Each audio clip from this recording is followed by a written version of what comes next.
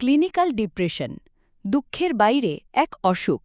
আমাদের সমাজে অনেকেই মনে করেন ডিপ্রেশন মানে কেবল মন খারাপ বা হতাশা, কিন্তু ক্লিনিক্যাল ডিপ্রেশন আসলে তার চেয়েও গভীর।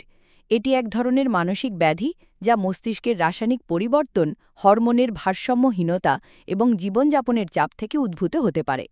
বিশ্ব স্বাস্থ্য সংস্থার তথ্য বলে, বিশ্বে প্রায় ৩০ কোটি মানুষ বর্তমানে ডিপ্রেশনে ভুগছেন, যার মধ্যে দক্ষিণ এশিয়ায় সংখ্যা ক্রমবর্ধমান।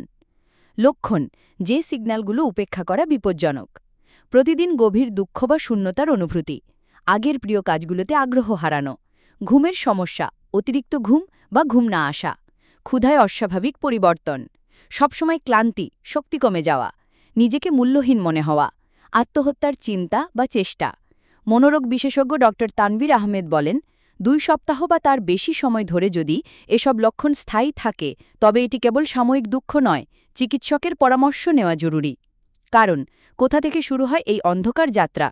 বংশগত ঝুঁকি, পরিবারের কারো ডিপ্রেশন থাকলে সম্ভাবনা বেড়ে যায়, শৈশবের ট্রমা বা নির্যাতন, দীর্ঘস্থায়ী স্ট্রেস, হরমোনাল পরিবর্তন এবং শারীরিক অসুস্থতা, মাদকাসক্তি বা কিছু ওষুধের প্রভাব। বাংলাদেশে অবস্থা: বাংলাদেশ মেডিকেল রিসার্চ কাউন্সিলের একটি সমীক্ষা জানায়, প্রতি ১০ জনে অন্তত একজন কোনো না কোনো সময় ক্লিনিক্যাল ডিপ্রেশনের শিকার হন, কিন্তু তাদের ৭০% চিকিৎসা নেন না, মূলত সামাজিক লজ্জা ও সচেতনতার অভাবে।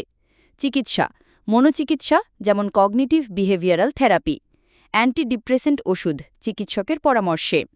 জীবনধারার পরিবর্তন: ব্যায়াম, স্বাস্থ্যকর খাবার, পর্যাপ্ত ঘুম। গুরুতর ক্ষেত্রে ইলেকট্রোকনভালসিভ থেরাপি বা ইসিটি। ডিপ্রেশন মানে দুর্বলতা নয়, এটি একটি রোগ, এবং সঠিক চিকিৎসায় সুস্থ হওয়া সম্ভব।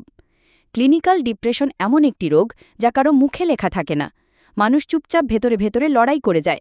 সমাজের দায়িত্ব হলো শুনতে শেখা, বুঝতে শেখা এবং সাহায্যের হাত বাড়িয়ে দেওয়া, কারণ হয়তো আপনার একটি সহানুভূতির বাক্য কারো জীবনের মোড় ঘুরিয়ে দিতে পারে।